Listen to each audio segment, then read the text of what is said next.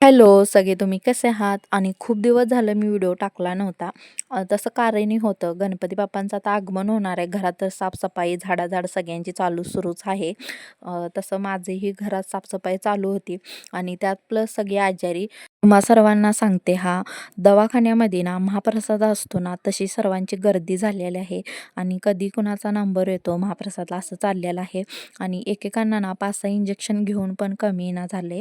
आणि मला तर अजिबात इच्छा नाही राहिली दवाखान्यामध्ये जायची. दवाखान्यात पाय ठेवायलाही जागा नाही, वातावरणही ठीक नाही आणि ज्यांना लहान बाळ आहे त्यांनी बाळांची काळजी घ्या आपल्या. पिल्लूला ना दवाखान्यात दाखवण्यासाठी आम्ही गेलो होतो. तसंच येताना पिल्लूचे पप्पा म्हटलं गणपती बाप्पांची आपण मूर्तीही बघून येऊ.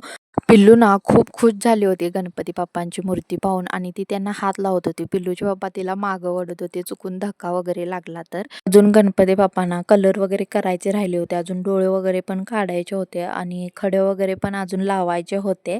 आमच्या आहोंचा तो नवसाचा गणपती आहे आणि आमचे सासरे बुवा कायम तिथूनच मूर्ती आणता आणि कधीही आम्ही दुसरीकडे घेतली नाही आणि तेही आम्हाला परवडतं. कसं परवडतं?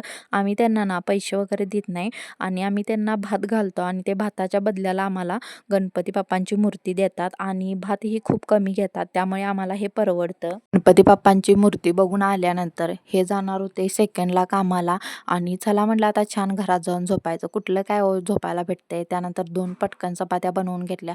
पटकन ना सोयाबीनची भाजी बनवून घेतली.